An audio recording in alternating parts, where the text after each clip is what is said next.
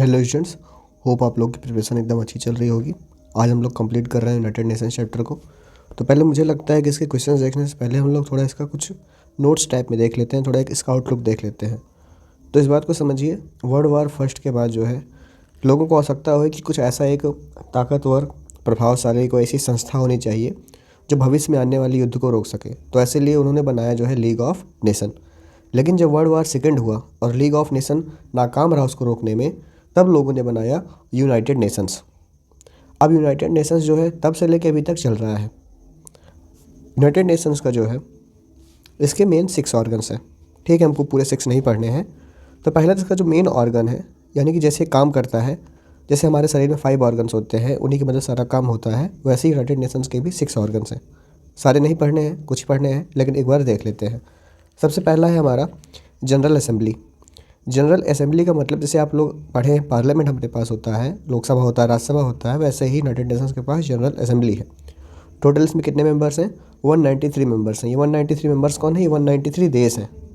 तो 193 देश इसके टोटल मेंबर हैं। और जब भी कोई बात होती है तो सभी देशों के पास एक एक वोट करने का राइट होता है। ठीक है। उसके अलावा सेकेंड है इसका इंटरनेशनल कोर्ट ऑफ जस्टिस। ये सबसे बड़ा कोर्ट होता है। जो बड़े मसले होते हैं, जो देश वर्सेस देश टाइप के जो मसले होते हैं, वो इंटरनेशनल कोर्ट ऑफ जस्टिस में सुलझाए जाते हैं। कोर्ट होती है ये। दूसरा है जो है economic and social council. Next important जो चीज़ है आप में वो है सिक्योरिटी काउंसिल। सिक्योरिटी काउंसिल का क्या काम है? नाम से ही क्लियर है, सिक्योरिटी प्रोवाइड करती है देशों को। इसमें टोटल 15 मेंबर्स हैं। टोटल 15 मेंबर्स में से 5 ऐसे मेंबर्स हैं जो परमानेंट हैं, यानी कि हमेशा रहते हैं वो, और 10 ऐसे मेंबर्स हैं जो हर 2-2 साल पे जो है चेंज होते रहते हैं। ठीक है। उसके अलावा कुछ और छोटे मोटे ऑर्गन हैं, जैसे कि UNDP, UNHCR, यूनिसेफ, यूनिएप। अब हम लोग इसको एक एक करके समझेंगे। तो सबसे पहले देखते हैं कि यूनाइटेड नेशंस का ऑब्जेक्टिव क्या है, इसका मोटिव क्या है, ये किस लिए शुरू किया गया। तो इसका सबसे पहला जो ऑब्जेक्टिव है वो है maintain international peace and security. International level पे जो है शांति रहे और सुरक्षा रहे। दूसरा है develop friendly relations among Nations, यानी देश आपस में जो है कैसा रिश्ता रखें, एक दोस्ती भरा रिश्ता रखें। थर्ड है promote human rights and social progress. हर जगह ये लोग क्या प्रमोट कर सके? ह्यूमन राइट्स, यानी कि मानव अधिकार, और उसके अलावा जो है समाज का उत्थान हो, प्रोग्रेस हो, समाज का, समाज आगे बढ़े, ऊपर जाए। चौथा है provide humanitarian add during crisis. और जब भी किसी देश में कोई क्राइसिस आए, जैसे कि बाढ़ हो गया, भूकंप हो गया, कोई हमला हो गया, तो ऐसे में जो है उस देश को क्या प्रोवाइड किया जाए? उस देश को मदद प्रोवाइड की जाए, हेल्प की प्रोवाइड किया जाए। इसका कंपोजिशन क्या है, फंक्शंस क्या हैं इसके? तो इसका पहला कंपोजिशन हम लोग ऊपर ऑलरेडी देख चुके हैं, वो है जनरल असेंबली। जनरल असेंबली में कितने मेंबर्स हैं? जितने टोटल देश हैं जो इसके पार्ट हैं, टोटल कितने हैं हम लोग अभी ऊपर देखे? 193 हैं। ठीक है। Discuss global issues and make recommendations. ये ग्लोबल इशू, यानी देश में नहीं, सॉरी, पूरे ग्लोबल, पूरी दुनिया में चल रहे इशूज़ के बारे में लोग डिस्कशन करते हैं और अपने रिकमेंडेशंस देते हैं कि आपको ऐसा करना चाहिए। और उनका तीसरा क्या काम होता है? जो UN का जो बजट होता है, देखो कोई भी ऑर्गेनाइजेशन को चलने के लिए पैसा चाहिए, बजट चाहिए, तो उस बजट को अप्रूव कौन करता है? General assembly. ठीक है। यही लोग होते हैं जो इलेक्ट करते हैं नॉन परमानेंट मेंबर। कहाँ के? सिक्योरिटी काउंसिल के भी हम लोगों ने देखा। टोटल सिक्योरिटी काउंसिल में कितने मेंबर्स होते हैं? 15। 5 ऐसे मेंबर होते हैं जो परमानेंट हैं, 10 ऐसे मेंबर होते हैं जो परमानेंट नहीं है। तो जो परमानेंट नहीं है, जो 2-2 साल के लिए इलेक्ट होते हैं, उनको कौन इलेक्ट करता है? General assembly. ये है बिल्डिंग, आप लोग देख सकते हैं, सीट्स लगी हुई है। देश के जो प्रतिनिधित्व करने वाले लोग होते हैं यहीं पर आके बैठते हैं। इसको ऐसे मान लीजिए जैसे बहुत बड़ा लोकसभा हुई है। इसका जो दूसरा ऑर्गन है इम्पॉर्टेंट आपके सिलेबस के हिसाब से, वो है सिक्योरिटी काउंसिल। मैंने ऊपर बताया कितने मेंबर्स होते हैं? 15। 5 परमानेंट होते हैं। परमानेंट कौन कौन से हैं? अमेरिका, जाहिर सी बात है होगा, अमेरिका है, यूनाइटेड किंगडम है, फ्रांस है, रसिया है, चाइना है। और 10 नॉन परमानेंट मेंबर होते हैं, यानी कि वो 2-2 साल के लिए इलेक्ट होते हैं। इनका काम क्या होता है? ये इंटरनेशनल पीस यानी शांति और सिक्योरिटी यानी सुरक्षा बनाए रखते हैं। Can impose sanctions and authorise military action. ये चाहें तो किसी भी देश पे सैंक्शन लगा सकते हैं, रोक लगा सकते हैं, यानी कि अब कोई भी देश उस देश से सामान ना खरीदेगा ना बेचेगा। ऐसा क्या होता है कि मान लो कोई एक देश है, ग्रुप ए, वो ग्रुप बी के ऊपर जो है हमला कर रहा है लगातार। तो ऐसे में अगर सिक्योरिटी काउंसिल चाहे तो ग्रुप ए के ऊपर सभी और देशों से बोल देगा कि इनसे कुछ सामान मत खरीदो, ना इनको कुछ बेचो। ऐसे में ग्रुप ए के पास पैसा आना बंद हो जाएगा और हो सकता है वो युद्ध रोक दे, और अगर आवश्यकता पड़ी तो ए के ऊपर मिलिट्री एक्शन भी ले सकता है। कौन? Security council. ठीक है। नेक्स्ट है अपना इंटरनेशनल कोर्ट ऑफ जस्टिस, इसको हम लोग शॉर्ट में बोलते हैं ICJ। कोर्ट का काम है क्या करना? डिस्प्यूट्स को सेटल करना। दो देशों के बीच के कोई भी डिस्प्यूट हो, कोई भी दिक्कत हो, उनको ये लोग सेटल करते हैं। ठीक है। Provide legal advice to the UN। अब यूनाइटेड नेशंस को लीगली लेवल पे, कोई कानूनी लेवल पे कोई एडवाइस करनी है तो कौन प्रोवाइड करता है? International court of justice. The International court of justice में कितने जज होते हैं? टोटल 15 जज होते हैं। ठीक है। और हर एक जज कितने साल के लिए जो है इलेक्ट होता है? 9 साल के लिए। ठीक है। और कहाँ पर ये लोकेटेड है इंटरनेशनल कोर्ट ऑफ जस्टिस? ये बिल्डिंग कहाँ पर है? ये हेज में। ये कहाँ पर है? नीदरलैंड्स एक देश है, वहीं पर है ये। अब कुछ एजेंसीज़ हैं जिसके थ्रू UN काम किया करती है। ठीक है। तो पहला इंपॉर्टेंट, ये आपके सिलेबस के हिसाब से है, तो पहला है यूनिसेफ। यूनिसेफ का मतलब फुल फॉर्म इसका हुआ, देखो फुल फॉर्म इसका पूछता है, इन तीनों का फुल फॉर्म पूछता है, इतना जान लेना। यूनिसेफ का पहला है United Nations I for international children's emergency fund. ये प्रोवाइड करता है क्या? हेल्थ केयर, शिक्षा, एजुकेशन और न्यूट्रिशन। किसको? बच्चों को। नाम से क्लियर है, चिल्ड्रंस लिखा है। दूसरा क्या लिख सकते हो आप? It works for child right and welfare, और बच्चों के अधिकार के लिए और उनके कल्याण के लिए ये जो है काम करता है। दूसरा है WHO, वर्ल्ड हेल्थ ऑर्गेनाइजेशन, काफ़ी फेमस है, हम लोगों ने इसको बार बार सुना हुआ है। Promotes global health and disease control, global level पे ये जो है हेल्थ, अच्छा स्वास्थ्य प्रमोट करता है और किसी भी डिजीज़ को कंट्रोल करता है। ठीक है। आप लोगों ने इसका नाम बार बार सुना होगा, अभी कोविड के समय इसने काफ़ी अहम भूमिका निभाई थी।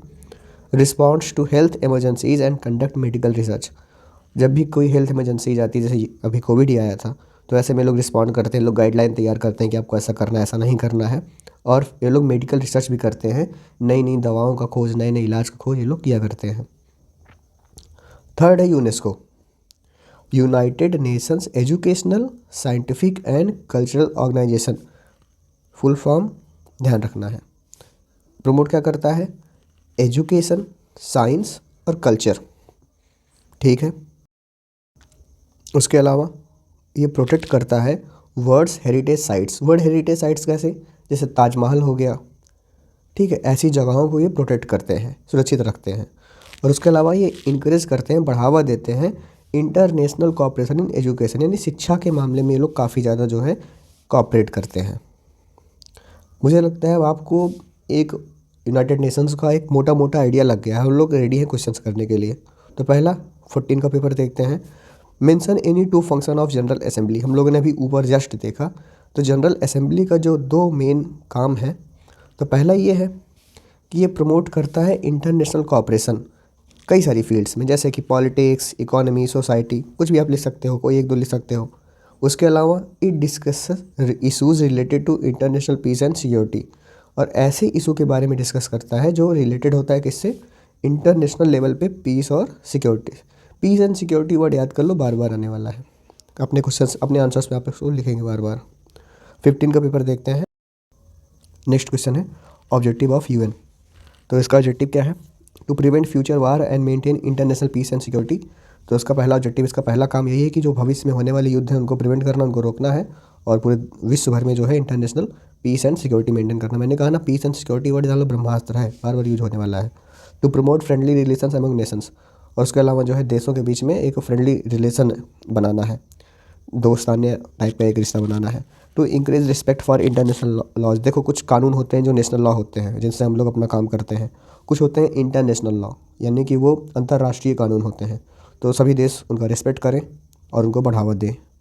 और चौथा है इनका to uphold human rights and fundamental freedom, यानी कि ह्यूमन राइट्स को जो है लागू करवाना और फंडामेंटल फ्रीडम सभी जगह पे हो।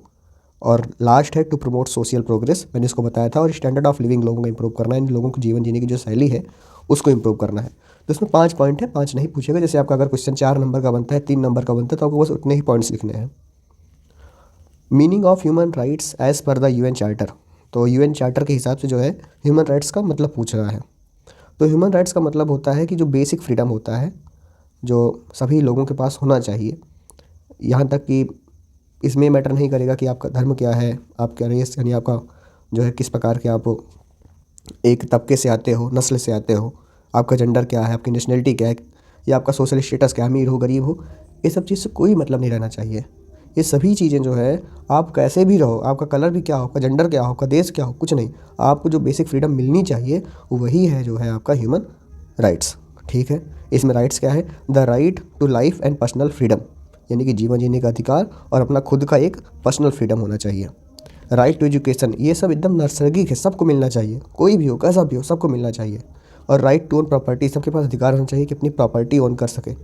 और the right to equality before the law, और उसके अलावा कि कानून के सामने सब बराबर हो। इक्वलिटी बिफोर द लॉ मतलब कानून के सामने सब बराबर हो। और यहीं से कुछ फ्रीडम्स जो हमारे इंडियन कॉन्स्टिट्यूशन में भी आया है। तो होप आपको ह्यूमन राइट्स का मतलब समझ में आ गया होगा। ऐसा अधिकार जो बिल्कुल बेसिक है, जो एकदम बेसिक फ्रीडम है, यानी जैसे चलने का अधिकार, बोलने का अधिकार, सब बेसिक है एकदम से। अब UN agency for relief after world war second के बाद यूएन एजेंसीज ने क्या किया है रिलीफ के लिए, यानी कि जो है मदद के लिए। तो United Nations international children's emergency Fund UNICEF establish किया गया उसके बाद 1946 में। और काहे लिए? क्योंकि जो है वर्ल्ड वार सेकंड में ऐसे बहुत सारे लोग थे जो युद्ध पे गए और कभी वहाँ से लौट कर नहीं आए। तो ऐसे में जो उनके बच्चे थे, उनकी जो पत्नी थी, यानी बच्चों की जो माँ थी, वो बहुत ज़्यादा इफेक्ट हुई। तो ऐसे में उनके हेल्प के लिए क्या बनाया गया? यूनिसेफ बनाया गया। अब यूनिसेफ फंक्शन क्या करता है, कैसे काम, क्या इसके काम क्या है? तो provides nutritious food like milk, meat, fish to children. बच्चों को न्यूट्रिशियस यानी ऐसा खाना खिलाते हैं जिसमें जो है बढ़िया एकदम न्यूट्रिशंस होते हैं। Supports the health and wellbeing of pregnant mothers, और जो महिलाएं जो प्रेग्नेंट हैं उनको जो है उनके हेल्थ को भी, क्योंकि इसमें उनको ज़्यादा आवश्यकता होती है देख रेख की, उनको सपोर्ट किया जाता है। ट्रेन हेल्थ वर्कर्स, और जो हेल्थ वर्कर्स हैं जैसे गांव वगैरह आप लोग जानते होंगे आशा लोग होती हैं, तो इन लोगों को ट्रेनिंग प्रोवाइड किया जाता है। ठीक है, और जो न्यूट्रिशनिस्ट होते हैं, यानी कि जो लोग ये डिसाइड करते हैं कि आपको भोजन में क्या क्या चीज़ें होंगी, इन लोग को जो है ट्रेनिंग प्रोवाइड किया जाता है। सफाई के जो एक्सपर्ट्स वगैरह होते हैं उनको ट्रेनिंग दिया जाता है। और उसके अलावा जो है leads immunisation programmes to protect children from diseases. बच्चे ज़्यादा प्रोन होते हैं डिजीज़ के, बच्चों को जल्दी कोई बीमारी लगती है, तो ऐसे में जो है उनको भी थोड़ा सा हेल्प किया जाता है कि बच्चों को कोई बीमारी ना लगे, टीका वगैरह दिया जाता है समय समय पे। ठीक है, supports efforts to stop child trafficking and exploitation, और एफर्ट्स किए जाते हैं कि जो चाइल्ड ट्रैफिकिंग होती है, यानी कि जो बच्चों को बेचा जाता है, वो सब रोका जाए। और जो बच्चों का एक्सप्लॉयटेशन होता है, छोटी छोटी एज में उनको काम पे लगा दिया जाता है किसी दुकान पे, होटल पे, वो सब रोका जाए। 16 का पेपर है full form of UN agencies, मैंने बताया था आना ही आना है। तो यूनिसेफ का full form United Nation International children's emergency Fund, UNESCO का full form United Nations educational scientific and cultural organisation. ऐसे बस जैसे इसमें है ना UNESCO, ऐसे बस लिखते हुए चले जाना है देखकर। 3 functions of WHO world health Organisation की 3 कोई भी फंक्शन क्या है? तो पहला है इम्प्रूविंग पब्लिक हेल्थ, यानी कि जो लोगों की जो हेल्थ है वो इम्प्रूव हो। जैसे जो प्राइमरी हेल्थ केयर है, जो एकदम बेसिक हेल्थ केयर हो, सबको मिले, जैसे कि साफ पानी हो, सफाई हो, अच्छा इन्वायरमेंट हो। ऑर्गेनाइजिंग ट्रेनिंग एंड सेमिनार्स, ये लोग कॉन्फ्रेंस वर्कशॉप करते हैं जिसमें लोग हेल्थ केयर पर्सनल डॉक्टर्स वगैरह को ये लोग जो है ट्रेनिंग वगैरह देते हैं। लोग बताते हैं कि कैसे जो है किसी भी डिजीज़ को, किसी भी बीमारी को प्रिवेंट किया जाए, कंट्रोल किया जाए। सेटिंग मेडिकल स्टैंडर्ड, ये लोग जो है इस्टेब्लिश करते हैं global standard for quality, strength and purity of medicine and vaccine, यानी कि कौन सी दवा का क्या स्टैंडर्ड होगा, क्या क्वालिटी होगी, ये सारी स्टैंडर्ड्स कौन तय करता है? WHO। Composition of international court of justice, इसका कंपोजिशन पूछ रहा है, मैंने अभी ऊपर बताया टोटल कितने जज होंगे? 15 जज होंगे। ठीक है, कौन इनको इलेक्ट करता है? UN general assembly and the security council. कैसे? मेजॉरिटी वोट से। द जज elect a president and a vice president for 3 year term, और यही जजेस जो है इलेक्ट करते हैं एक प्रेसिडेंट और एक वाइस प्रेसिडेंट, कितने समय के लिए? 3 साल के लिए। ठीक है, ये लोग री इलेक्ट हो सकते हैं, कोई बात नहीं, यानी कि दोबारा ये लोग बन सकते हैं।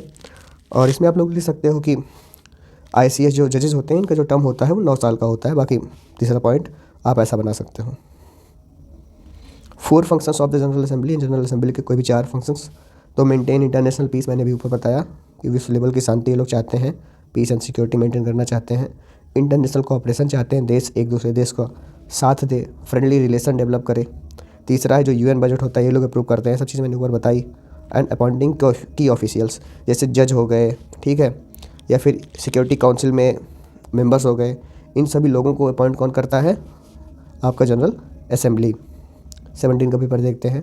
2 functions of UNESCO in the field of education, education से रिलेटेड यूनेस्को है अपना, तो एजुकेशन से रिलेटेड भी है, तो उसका कोई भी 2 फंक्शन पूछ रहा है, कोई भी 2 फंक्शन। तो पहला है provide basic education for all, यानी कि वर्क करता है कि सभी लोगों को, स्पेशली जो बच्चे हैं उनको जो है कम से कम फंडामेंटल एजुकेशन मिले। फंडामेंटल एजुकेशन क्या हुआ, जैसे कि मैथ्स हो गया, लैंग्वेज हो गया, ठीक है, सोशल साइंस वगैरह हो गया, इसकी कम से कम उनको बेसिक नॉलेज हो। Improving the quality of education, plus ये लोग जो है क्वालिटी ऑफ एजुकेशन को इम्प्रूव करने पे ध्यान देते हैं। जैसे कि एजुकेशन स्टैंडर्ड ये लोग बढ़ाना चाहते हैं, यानी कि ऐसा एजुकेशन सिस्टम जो 21st सेंचुरी की डिमांड को जो है मीट करे। ऐसा नहीं कि पुरानी कोई शिक्षा व्यवस्था है वही चलाते रहे, नहीं, स्टैंडर्ड बढ़ता रहे शिक्षा का। नई नई अच्छी अच्छी किताबें हैं, अच्छा अच्छा उसमें नॉलेज हो, कंप्यूटर बेसिकली मेन क्या है, कंप्यूटर नॉलेज हो, तो इम्प्रूव करना चाहते हैं लोग शिक्षा को। The United Nations and the non aligned movement, 3 aims and objective of the United Nations organisation. तो इसका पहला जो मोटिव है यूनेको, वो मेंटेनिंग द वर्ल्ड पीस, यानी कि पूरे पूरे देश पूरे वर्ल्ड में जो है वर्ल्ड पीस हो, यानी शांति हो। ह्यूमन की एक जो है एक डिग्निटी पूर्वक अपना जीवन जी सके, उसका अपना ह्यूमन राइट्स हो, कुछ फंडामेंटल फ्रीडम्स हो, सभी लोग अपना एक प्रॉपर जीवन जी सकें। और कॉपरेशन हो, यानी कि एक देश दूसरे देश को जो है कॉपरेट करे, हर एक चीज़ में कॉपरेट करे, सहयोग करे, ताकि पूरा विश्व आगे बढ़ सके। अगर देश आपस में लड़ते रहेंगे तो हम लोग आगे कैसे बढ़ पाएंगे, मानवता आगे कैसे बढ़ पाएगी। 3 functions of the security council, security council के 3 काम हैं, तो वही चीज़ दोबारा रिपीट करो। Maintaining international peace and security, investigate disputes, ये नया पॉइंट है, इसको देख लो। जब भी जो है कोई दो देश के बीच में कोई डिस्प्यूट होता है, कोई भी कॉन्फ्लिक्ट होता है, तो उसको इन्वेस्टिगेट, उसको देख रेख कौन करता है, उसका देख रेख सिक्योरिटी काउंसिल करता है। रिकमेंडिंग सॉल्यूशंस, और उसके अलावा जो है ये, जैसे मान लो किसी भी दो देशों बीच में कोई वार लाइक सिचुएशन है या वार चल रही है, तो ऐसे में यही लोग होते हैं जो सजेस्ट करते हैं वेज तरीक़ों को कि कैसे जो है पीसफुली शांतिपूर्वक उस वार को प्रिवेंट किया जा सके, रोका जा सके। 4 factors that led to the formation of non aligned movement, इसका भी कोई मतलब नहीं, मैं इसके लिए अलग वीडियो बनाऊंगा एनएएम के लिए। 18 का पेपर देखते हैं। फिर फुल फॉर्म पूछा, यूनेस्को का full form United Nations educational scientific and cultural organisation. 3 functions of the International court of Justice के 3 फंक्शन पूछ रहा है। सेटलिंग द डिस्प्यूट, यानी डिस्प्यूट ये खत्म करता है कोई भी दो देश के बीच में। प्रोवाइडिंग लीगल एडवाइस, ये लीगल एडवाइस देता है किसको, जनरल असेंबली को और सिक्योरिटी काउंसिल को, ठीक है, इंटरनेशनल मैटर में एडवाइजरी रोल। उसके अलावा जो है कोई भी यूएन एजेंसी जो है सिक्योरिटी काउंसिल से, इंटरनेशनल कोर्ट ऑफ जस्टिस से अपना क्या ले सकती है, एडवाइस ले सकती है, उनका ओपिनियन ले सकती हैं। Composition of general assembly, general assembly का कंपोजिशन पूछ रहा है। तो जनरल असेंबली में टोटल वही लोग होते हैं जो यूएन मेंबर होते हैं, और टोटल कितने हैं, 193, मैंने बार ऊपर बताया था। Each country can send a maximum of 5 representative, यानी जैसे इंडिया है तो इंडिया भी पार्ट है यूएन का, तो इंडिया कितने लोगों को भेज सकता है उस असेंबली में, मैंने भी ऊपर फोटो दिखाई थी, तो टोटल 5 लोगों को भेज सकता है। लेकिन वोट की जो वैल्यू होगी वो सिर्फ 1 होगी, यानी वोट की वैल्यू सिर्फ 1 होगी। और लोग कितने जा सकते हैं वहाँ बैठने, एक देश से 5 लोग, 5 representative can go there. All member state have equal status regardless of their size और पावर, सभी जो है देश के पास इक्वल स्टेटस होगा, ठीक है। इसका ये मतलब नहीं कि जैसे चाइना बहुत बड़ा है तो उसका मतलब नहीं कि उनके पास ज़्यादा वैल्यू होगी, नहीं, उनकी भी वैल्यू 1 ही होगी। Function of UNICEF and WHO, तो यूनिसेफ क्या करता है, मैंने अभी ऊपर बताया था कि ये न्यूट्रिशियस फूड वगैरह प्रोवाइड करता है, खासकर बच्चों को, महिलाओं को, प्रेग्नेंट महिलाओं को। हेल्थ सर्विसेज प्रोवाइड करता है, यानी कि जो सुरक्षा प्रोवाइड करता है, हेल्थ वर्कर वगैरह को ट्रेनिंग वगैरह देता है। 2 फंक्शंस ऑफ WHO, ये लोग हेल्थ रिसर्च करते हैं और ये लोग मेडिसिन का स्टैंडर्ड देखते हैं कि हाँ इस स्टैंडर्ड पे दवाएं बनेंगी। 19 का पेपर है वीटो पावर, इंपॉर्टेंट है। वीटो पावर क्या होता है, एक स्पेशल पावर होती है, एक स्पेशल अथॉरिटी होती है। किनके पास है ये, 5 परमानेंट देशों के पास है ये, यूनाइटेड नेशंस के सिक्योरिटी काउंसिल के 5 जो टोटल 15 मेंबर हैं, तो जो 5 मेंबर जो परमानेंट हैं, जो बदल नहीं सकते, उन लोगों के पास वीटो पावर होती है। इसका मतलब होता है नेगेटिव वोट होता है। अब समझो इस चीज़ को, अगर ये लोग अपना वीटो पावर यूज करते हैं तो कोई भी जो है रेजोल्यूशन नहीं पास हो सकता है। अब चलो इसको एक चीज़ से समझते हैं। टोटल 15 मेंबर हैं। अब कोई भी एक चीज़ को पास करने के लिए, मान लो ये डिसाइड हो रहा है कि एक देश ए है उस पर हमला करना है, तो 15 मेंबर हैं, मेजोरिटी से डिसाइड होगा। 15 का आधा हो गया 7.5, यानी कि 8 देश डिसाइड करेंगे कि हाँ ए पे हमला करना है कि नहीं करना है। अब यहाँ एक और बात आ गई, अब इस 8 देश में उन 5 देशों की सहमति होनी चाहिए जो परमानेंट है। यानी कि अगर टोटल 14 लोग बोलते हैं कि हाँ हमला करना है इस पर, लेकिन वो एक देश जो परमानेंट मेंबर है 5 में से, वो मना कर दे, अगर वो अपना वीटो पावर यानी निगेटिव वोट अगर अपना यूज कर ले, तो अब हमला नहीं होगा, ठीक है। यही होता है veto power. A resolution can not be passed even if all other members all agree. 14 लोग मेंबर हो जाएं, एग्री हो जाएं, लेकिन एक आदमी जो परमानेंट मेंबर है अगर एग्री नहीं होता है तो वीटो पावर यूज हो जाएगी। 3 functions of UNESCO in preserving cultural heritage, यानी कि कल्चरल हेरिटेज यूज कर प्रिवेंट करने के, प्रिजर्व करने के यूनेस्को के 3 फंक्शंस बताइए। तो पहला है protect of cultural movement monuments, जैसे कि आपका इजिप्ट हो गया, ताजमहल मैंने भी बताया। तो इनको ये लोग जो है हेल्प करते हैं देशों को to preserve their historical monuments and sites of artistic and culture significance. Promoting freedom of expression, ये लोग जो है सपोर्ट करते हैं प्रेस फ्रीडम, यानी कि किसी भी देश की मीडिया स्वतंत्र होनी चाहिए। उसके अलावा इनकरेजिंग कल्चरल एक्सचेंज, ये लोग जो है ट्रेवल ग्रांट्स देते हैं किनको, राइटर्स को, आर्टिस्ट को, कल्चरल प्रोफेशनल्स को, ताकि जो है इंटर कल्चरल अंडरस्टैंडिंग बने। जैसे अभी अपने भारत का कोई एक कथक डांसर हो, वो पेरिस जाए, वहाँ पर अपना शो करे, तो इससे क्या होगा कि पेरिस के लोग जानेंगे कि हाँ इंडिया में एक डांस फॉर्म है कथक और कितना बेहतरीन डांस फॉर्म है। तो ऐसे क्या होता है, कल्चर का एक्सचेंज होता है। तो ऐसे 3 तरीके हैं जिससे जो इसको जो है प्रिजर्व करता है किसको, कल्चरल हेरिटेज को। कंपोजिशन ऑफ सिक्योरिटी काउंसिल, तो सिक्योरिटी काउंसिल में टोटल 15 लोग हैं, 5 परमानेंट हैं, 10 नॉन परमानेंट मेंबर हैं। परमानेंट मेंबर्स कौन कौन से हैं, चाइना, फ्रांस, रसिया, यूके यूनाइटेड किंगडम और यूएसए। नॉन परमानेंट मेंबर जो है ये इलेक्ट किए जाते हैं जनरल असेंबली के द्वारा। इनका जो समय होता है 2 साल के लिए होता है, और मेजॉरिटी कितनी होनी चाहिए, 2/3, यानी कि पूरे पूरे जितने लोग वहाँ बैठे हुए हैं उनमें से 2/3 लोग अगर बोलेंगे कि हाँ इस देश को इलेक्ट कर लीजिए तो वो इलेक्ट हो जाएंगे, ठीक है। और जो मेंबर रिटायर हो रहा है जस्ट अभी, वो री इलेक्ट इमीडिएटली नहीं होगा, कुछ समय बाद ही हो जाएगा री इलेक्ट, अब तुरंत नहीं होगा वो। Presidency, each member takes turn serving as president of security council for 1 month, यानी ये ऐसे घूमती रहती है। हालांकि ये सब चीज़ें आपको तो नहीं लिखना है, बस कंपोजिशन लिखना है ऊपर। 4 फंक्शन ऑफ जनरल असेंबली, तो पहला है फाइनेंशियल फंक्शन, ये अप्रूव करता है क्या, यूएन का बजट लिख दो। दूसरा लिख दो इलेक्टोरल फंक्शन, जो नॉन परमानेंट मेंबर होते हैं सिक्योरिटी काउंसिल में उनको इलेक्ट करता है। जज इलेक्ट करते हैं इंटरनेशनल कोर्ट ऑफ जस्टिस के लिए। सुपरवाइजरी फंक्शन, ये जो है रेगुलेट करता है, ये देख रेख करता है जो यूएन की दूसरी ऑर्गन्स है और जो दूसरी एजेंसीज हैं जैसे कि WHO वगैरह हो गया, सबको ये लिखता है। इसके और कुछ फंक्शन है, ये प्रमोट करता है क्या, इंटरनेशनल कोऑपरेशन, पीस, शांति और ह्यूमन राइट्स को। ऐसे ही आप 3-4 पॉइंट लिख सकते हैं। 20 का पेपर है, फिर से फुल फॉर्म पूछ रहे यूनिसेफ और WHO का। तो UNICEF united Nations international children's emergency fund, WHO world health organization. Name of the organization associated with the emblem, देखो ये एम्बलम पहचान लो, और इसका जो कलर होता है वो स्काई ब्लू कलर होता है, ये ऑलिव ब्रांचेज वगैरह होती हैं। The emblem belong to united Nations organization, ये एम्बलम किसका है, UNO का, यूनाइटेड नेशंस ऑर्गेनाइजेशन का। इसका कोई 2 ऑब्जेक्टिव बताओ, तो वही है maintain international peace and security, दूसरा है सेफ गार्ड ह्यूमन राइट्स, यानी कि लोगों के हितों की, लोगों के अधिकारों की रक्षा करना। WHO का 3 फंक्शन मैंने भी ऊपर बताया, ये बीमारियों को ख़त्म करता है, जैसे लड़ता है, जैसे स्मॉल पॉक्स बीमारी हो गया, पोलियो, मलेरिया, ट्यूबरक्लोसिस हो गया। हेल्थ स्टैंडर्ड सेट करता है, ग्लोबल स्टैंडर्ड सेट करता है भोजन के लिए, दवाओं के लिए। प्रोवाइडिंग सेफ ड्रिंकिंग वाटर, और ये प्रोवाइड करता है लोगों को सेफ ड्रिंकिंग वाटर, जिससे लोगों को जो है बीमारी ना हो, कैसी बीमारी, जो पानी से पैदा होती है। और लिख सकते हो हेल्थ रिसर्च पे ये लोग ध्यान दिया करते हैं। वैक्सीनेशन प्रोग्राम चलता है, पोलियो वगैरह वाला आप लोग देखे होंगे अपने गाँव शहर में। हेल्थ रिपोर्ट पब्लिश किया जाता है। कॉन्फ्रेंस ये लोग करते हैं डॉक्टरों का, उनको ट्रेन करते हैं, बहुत सारी चीज़ें हैं। The principal judicial organ of the UN and its composition, तो प्रिंसिपल जुडिशियल ऑर्गन कौन है यूएन का, international court of justice, ICJ, ठीक है। और इनका कंपोजिशन क्या है, तो इसमें टोटल 15 मेंबर्स होते हैं, 15 जज होते हैं। उसके अलावा इनको इलेक्ट कौन करता है, general assembly and the security council. एक जज का कितना लंबा कार्यकाल होता है, 9 सालों के लिए। और हर 3 साल पर, एवरी 3 ईयर, 1/3, दैट मीन्स कि 5 जजेस are elected to ensure continuity in the court. ये इलेक्ट होते से अपने राज्यसभा में होता है ना, बिल्कुल वैसा।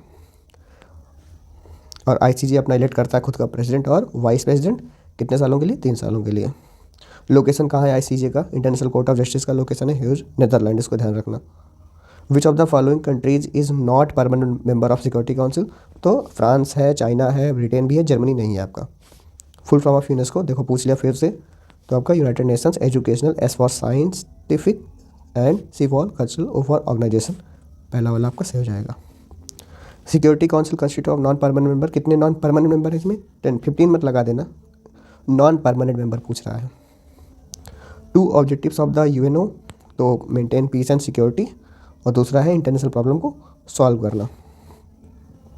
और भी ले सकते हो, promoting human rights, global cooperation, ठीक है। कंपोजिशन ऑफ टर्म ऑफ जजेस अगेन पूछ रहा है ये जजेस के बारे में। टोटल 15 जज होते हैं, ठीक है। कौन इलेक्ट करता है इनको? जनरल असेंबली और सिक्योरिटी काउंसिल दोनों मिलकर। इनका टर्म होता है 9 सालों का, और हर 3 साल पे जो है 1/3 लोग जो है रिप्लेस कर दिए जाते हैं, यानी 5 लोग बदल दिए जाते हैं। 3 functions of the general assembly, general assembly को कोई भी 3 फंक्शन, तो मेंटेन इंटरनेशनल पीस, ठीक है, बार बार ये आ रहा है। यूएन की मेंबर्स जैसे कि नॉन परमानेंट मेंबर हो गए सिक्योरिटी काउंसिल, ऐसे लोगों को जो है इलेक्ट करता है, और ग्लोबल इशू पे जो है डिस्कस करता है। यूएन बजट अप्रूव करता है, और जो यूएन के ऑर्गन्स उनको सुपरवाइज करता है और प्रमोट करता है ह्यूमन राइट्स। तो आप कोई भी 3 लिख सकते हो, ये जो मैंने भी नीचे बताया ये भी आप 3 लिख सकते हो। देखो बार बार सेम टाइप का क्वेश्चन रिपीट हो रहा है। Full form of WHO and 2 function, तो WHO का 2 फुल फॉर्म है वर्ल्ड हेल्थ ऑर्गेनाइजेशन। 2 फंक्शंस इसके क्या है? इम्प्रूविंग हेल्थ इंफ्रास्ट्रक्चर, ये देशों में जो है प्रोवाइड करता है, हॉस्पिटल्स वगैरह, वहाँ के मेडिसिन स्टाफ को ट्रेनिंग वगैरह देता है और हॉस्पिटल्स वगैरह बनवाता है, और प्रिवेंट करता है डिजीज़ को, उनको रोकने में हेल्प करता है, ठीक है। द इंटरनेशनल साफ पीने का पानी प्रोवाइड कराता है, health journals, health magazine provide कराता है, कॉन्फ्रेंस वगैरह करता है। इंटरनेशनल कोर्ट ऑफ जस्टिस, कितने जज हैं टोटल? 15 जज हैं, ठीक है। Composition security council and term of non permanent member, तो कंपोजिशन क्या? सिक्योरिटी काउंसिल टोटल मेंबर 15 है, परमानेंट 5 हैं। कौन कौन से? रसिया, USA, United kingdom, China, France. Non permanent member कितने हैं? 10। टोटल कितने हो गए आपके? 15। Elected by the general assembly for 2 year, ये लोग जनरल असेंबली द्वारा इलेक्ट किए जाते हैं 2 साल के लिए, और इमीडिएट इनका री इलेक्शन नहीं हो सकता है। वोटिंग सिस्टम क्या है? हर एक आदमी के पास एक होता है। परमानेंट मेंबर्स के पास क्या होता है? वीटो पावर होता है, यानी कि अगर एक आदमी रिजेक्ट किया कोई भी चीज़ तो पूरा का पूरा चीज़ रिजेक्ट हो जाएगा। अब्सेंटेंस फ्रॉम वोटिंग, यानी अगर आप वोटिंग के समय एब्सेंट हैं तो उसको वीटो पावर नहीं काउंट किया जाएगा। कोई इंपॉर्टेंट नहीं वाली पॉइंट लिखना। और नॉन परमानेंट मेंबर का कितना टर्म होता है, कितने समय तक रहते हैं वो लोग? 2 साल के लिए रहते हैं। 3 फंक्शन ऑफ जनरल असेंबली, देखो मैं बार बार थोड़ा बदल के बता रहा हूँ ताकि आपके दिमाग में कोई भी 2 से 3 पॉइंट छप जाए। तो 3 फंक्शन ऑफ जनरल असेंबली है आपका, ये लोग एडमिशन करते हैं नए मेंबर्स को ये लोग ऐड करते हैं यूएन में, यूएन बजट का ये लोग डिसाइड करते हैं, और इंटरनेशनल पीस एंड सिक्योरिटी ये लोग जो है प्रमोट करते हैं, ठीक है। मेंबर्स, सिक्योरिटी काउंसिल के मेंबर ये लोग जो है इलेक्ट करते हैं। काफ़ी सारी चीज़ें हैं, कोई भी 3 आपको लिखना है। फुल फॉर्म पूछा यूनेस्को का, फंक्शन ऑफ यूनेस्को पूछा है, तो एजुकेशन डेवलपमेंट में लोग काम करते हैं। ये लोग देश में स्कूल्स वगैरह बनाते हैं, लिटरेसी प्रोग्राम चलाते हैं ताकि देश का जो साक्षरता दर है, लिटरेसी रेट है, आगे बढ़े। टीचर की ट्रेनिंग वगैरह कराते हैं ये लोग। साइंटिफिक रिसर्च ये लोग करवाते हैं। और तीसरा है कल्चर हेरिटेज एंड प्रोटेक्शन, मैंने ऊपर बात की थी। जो मॉन्यूमेंट्स होते हैं, हिस्टोरिकल मॉन्यूमेंट्स वगैरह होते हैं, उन सभी चीज़ों को जो है लोग प्रोटेक्ट करते हैं। और उसके अलावा जो आर्ट होता है ये लोग प्रमोट करते हैं, एक जगह से दूसरी जगह लेके जाते हैं। और जो फंक्शंस है, फ्री स्पीच हो गया, लाइब्रेरीज ये लोग बनवाते हैं, ठीक है। अब देश जो एजुकेशन होता है ये लोग शेयर करवाते हैं इधर से उधर।